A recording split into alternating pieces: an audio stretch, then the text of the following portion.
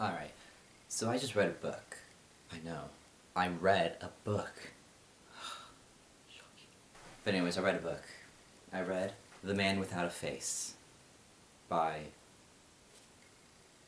Isabel Holland. Oh god. Anyways, so I'm going to do a little review slash summary of the book because I feel like it was very interesting. And I have to prove that I read it to my lit teacher, so basically, this book is about this kid named Chuck. And he's 14, and he doesn't have a father, and he does not like his dysfunctional family. Because he has a mother who constantly marries men, and then divorces them. He has an older sister, half-sister, who he doesn't like, and a younger half-sister who he kind of likes, but doesn't really because she's fat. Well, that's not why he doesn't like her, but she's fat. Basically, this is how the story goes. It starts with Chuck and, his mother shopping, la la la. Oh, Chuck, look at that man without a face. You should really get plastic surgery. Because that worked so well for you. Anyways, your older sister Gloria, she's not going to boarding school. She's staying home all year with you. And Chuck had already failed an exam to get into a boarding school, so now he's stuck with her. He purposely failed it, despite his mother. But now he actually wants to go to boarding school, to get away from his family. What a jerk. So then, the younger sister comes up and suggests, "Hey, why don't you have the man without a face teach you? He used to be a teacher."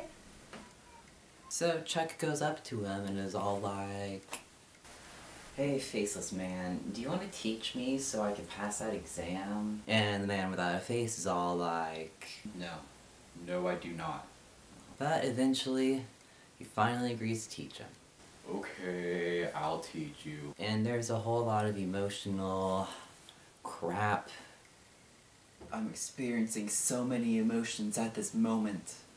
And Chuck starts smoking grass, which is marijuana, because apparently the book takes place in the 70s, and that was a common thing back then. And Chuck, begins to look at the man without a face as a father figure at first, and then he kind of looks at him as like a more than a friend father.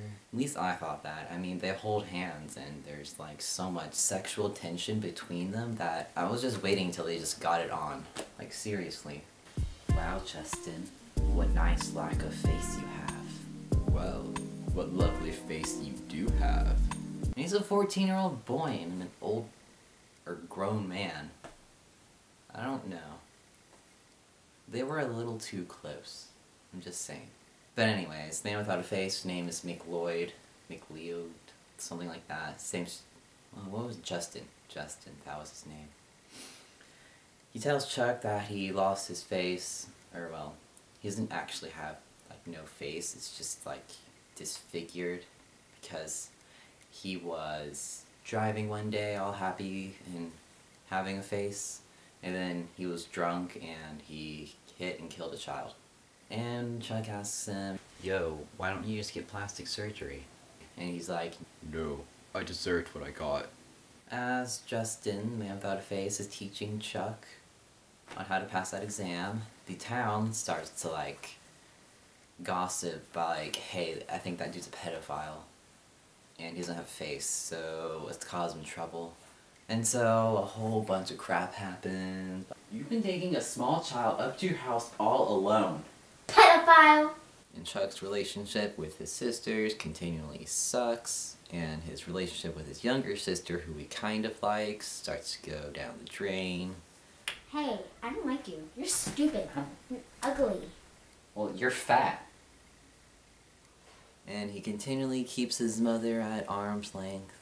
And then, his mother decides to marry this man named Barry, which Chuck doesn't like.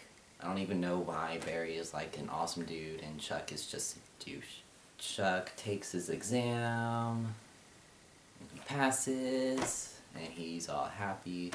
And then the man without a face is still getting, trouble from the people at the town who are all like, yo, you're a pedophile. And he's like, No, I'm not. Then he eventually leaves town. I'm sorry, Chuck. I've decided to leave town.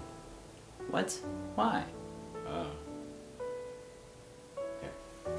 Alright. And then he has a heart attack and dies. Oh crap, I'm dead. It's very sad. But on a happier note, he leaves all his stuff to Chuck. And Chuck is all like, "Aw, Justin died. But he left all his stuff to me." Even though he didn't really have much, all I had was a house, a dog, and like $5. Well, I mean, it wasn't exactly like that, but you know, whatever. And yeah, and that is the end of the story. I think this book teaches us a valuable lesson. If you see a man without a face, he's probably a pedophile. A pedophile that can teach you. And also, you shouldn't judge people by appearance. But you can learn that by like watching Sesame Street or something. Does Sesame Street teach you to avoid faceless people because they might be pedophiles that can teach you stuff? No. I've not seen that episode. But yeah, that's it. Okay. Bye. Looks like I have really big boobs. Oh, I was lying.